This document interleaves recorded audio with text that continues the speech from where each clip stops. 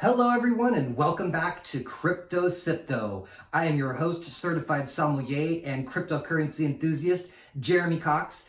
And today we're here to pair Litecoin, number 4 on the coin market capitalization list, with one of my favorite Pinot Grigios from Italy, Livio Faluga. Get it? Litecoin, Livio, and a light white wine to go with Litecoin. So we'll get into the wine first, and then we'll talk some Litecoin. There's some really fun things that are happening in the space with Litecoin, and I get to talk about that in just a minute. But before, like I said, we do. Look at the beautiful color on this. This is something that a signature of Pinot Grigio, if you are studying for a level 1 SOM certification, that if you ever, when you're seeing or studying wine at all, that if you see a copper color, the Pinot Grigio, like you can kind of see how it's just like lightly copper, that's the telltale sign that you're looking at, you're getting ready to drink Pinot Grigio. And this one's got it. This one's also got some interesting, I think those are just really small bubbles that are coming to the top.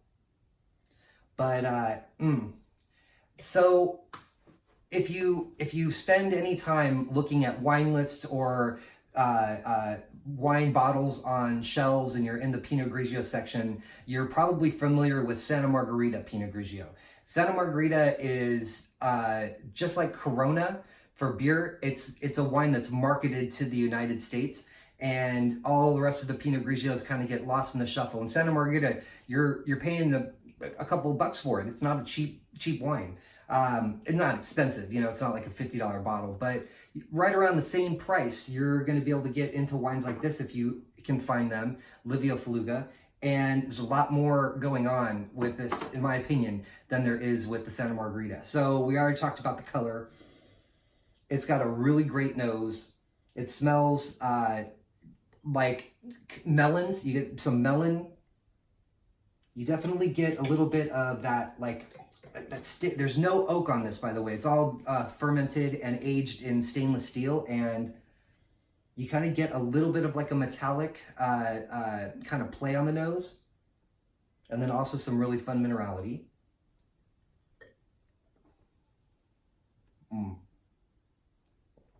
It tastes like melon. It's a little bitey in that metallic thing, but that's what you get most of the time when you are drinking a wine that's aged in stainless steel. I don't want to say it's complex. It's for a white wine and for like a light white Pinot Grigio style. This has a lot of body and structure. It goes really well with shellfish dishes, with anything like a Southern Italian cuisines that are a little bit more rich and buttery in their sauces. Like this would go really nice with that.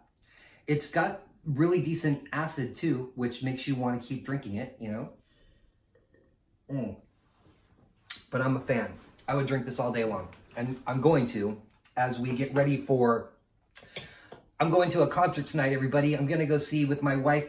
We were going to go see Bare Naked Ladies and Hootie and the Blowfish. We're there for Bare Naked Ladies. Like Hootie and the Blowfish, yeah, but I mean, I've been a Bare Naked Ladies fan for a long time. So without further ado, we're going to cheers to that for everything. And also I'll show you really quick before we move on.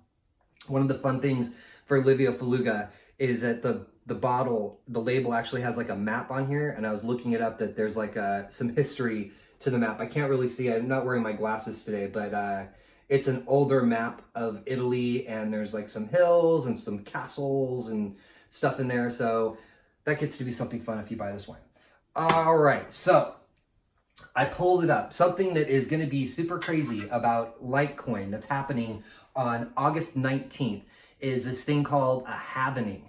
What's a halvening, you might ask? You're probably asking right now. So when a cryptocurrency goes through a halvening, basically the miners that are being rewarded for mining the coins, their reward gets cut in half.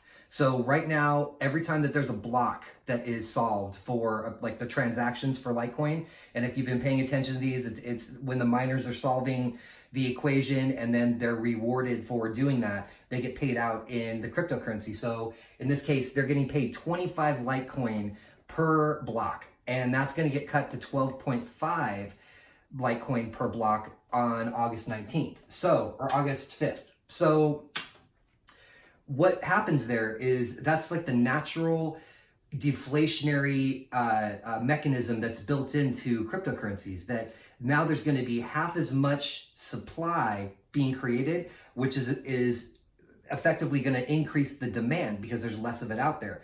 And also what happens is because the price of the cryptocurrency will most likely go up, the miners are going to be paid right around the same amount as they would be if they were solving the block to get 25 coins. A good example is that if you're getting 25 coins and they're worth $1 each, and then when the halvening happens, and just to say that the price of the coin would go up to $1.50, now you're getting 12.5 coins, but they're valued at $1.50, which is not, it would have to go to $2 in order for you to make the exact same amount. But there's also transaction fees that are locked into that. I found out something really interesting because my wife and I kept wondering what's going to happen when all of like the Bitcoin or all the Litecoin gets mined, because there's 84 million Litecoin that are ever going to be produced, and right now we're at about 62 million Litecoin. So we got, what is that, like 18 million to go? Okay, so what happens at the end of that? At the end of that, the only reward that the miners will receive is the transaction fee, because there's a transaction fee and then there's the mining reward fee. So that's that. The current value of Litecoin, let's pull this up right now, is $137.52. We're going to go back to CoinMarketCap. Here it is, pulled up, 137.42. It's down 2% for the in 24 hours. There's the fun chart. You can go out, you can look at the day, you can look at, and as this day goes, it's going down. I actually am kind of excited about that because, like I was saying a minute ago, when halvenings happen, it usually increases the price of the crypto. And there have been a lot of people that have been buying Litecoin and talking about buying Litecoin because in the next 2 months, whatever you're holding, it's most likely going to go up. And that happens almost like clockwork with every cryptocurrency when it does get halved. And if you can see the chart, it might be a little bit small in the screen, but you can see this chart, it's moving up, and then we're looking at the price in US dollar. This is the price in Bitcoin. The reason that that's going down is because, I'll tell you in a second what Bitcoin's at, but it's just been on a continual climb for the last month, the last also 3 months if you zoom out further. We started at 3 months ago at $60, and right now it's at $136.96. Cheers to that one. So Bitcoin. We're going to end with talking some Bitcoin, and then we'll get into some bonus time and talk about how exciting this week was. Right now, Bitcoin is trading at $10,837.46. That's up 1.79% on the 24-hour, and if in the last like 3 months, it's up some ridiculous amount, well over 100%. Bitcoin is going nutso kabutzo right now, and I was reading today, like, why? What's going on? There's potentially two things that are happening that are causing Bitcoin prices and most of the cryptocurrency prices to fluctuate up or move higher. I'll show you if you can see on these. These are all of the graphs or the charts for like the top 10, and they're all up. Not all of them. Actually, yes. No. There's a couple that are falling.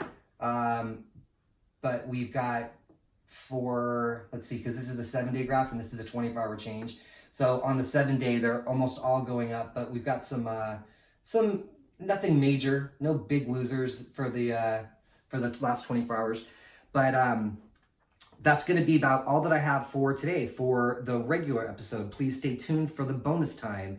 And until next time, everybody, thank you so much for tuning in to Crypto Sipto. If you have any questions, please leave them in the comments. Please feel free to like the video and subscribe to my channel. I'm going to keep doing this. The next one will be EOS, coin. I'm going to be pairing EOS with something really fun. We're going to go back to something very different. And I hope you stay tuned for that episode. And until next time, cheers, everyone. All right, we are back. And I got to tell you, this week was absolutely outrageous. I had on my one day off because I'm going to, like I said, going to the concert tonight. I had to switch my days off. That's why I'm doing this video on a Sunday instead of usually on a Thursday or Friday. But on Thursday, I had to drive up to my parents' house to visit them. I wanted to spend some time with the family, right? And I listened to a lot of YouTube videos and live broadcasts, like live streams and stuff. And there's this one guy that was streaming that was like, it's going to hit 10,000. It's going to hit 10,000.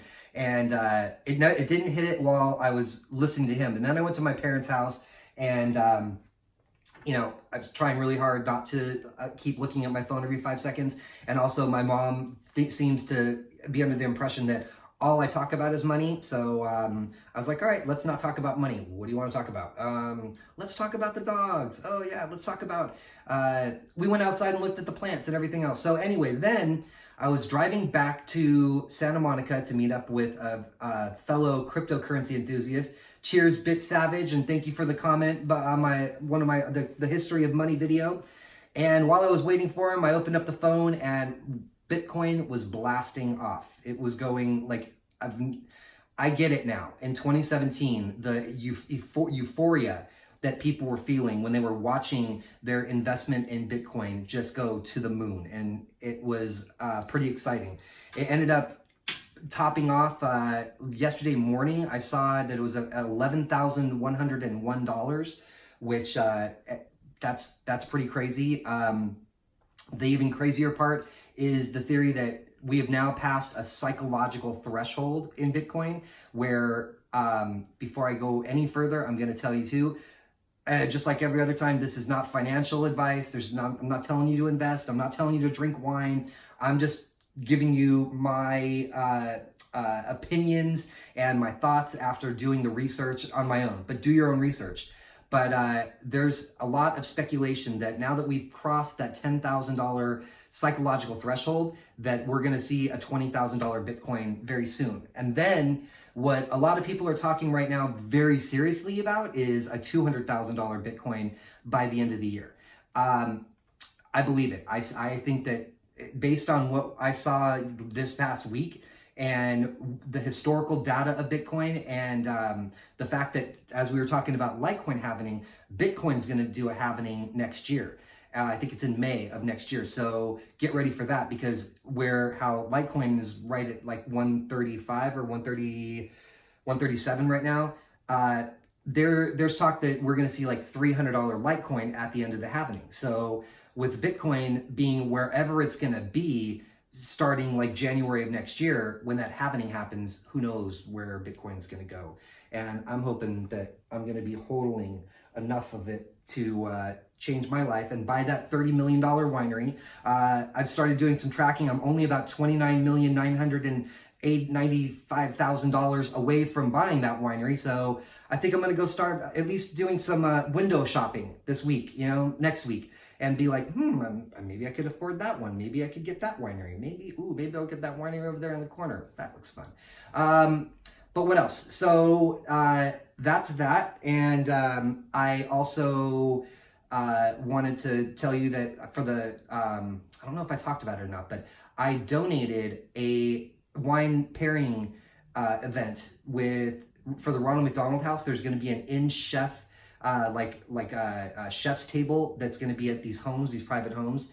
And I get to be the one that's going to choose the wines and pair them with the cuisine for that night, and then go and represent them and talk about the wines at the dinners. And I helped raise $600 for the Ronald McDonald House, but then at the very end there were two people that wouldn't bid anymore, and then all of a sudden the auctioneer's like, can we sell it to both of them for $600?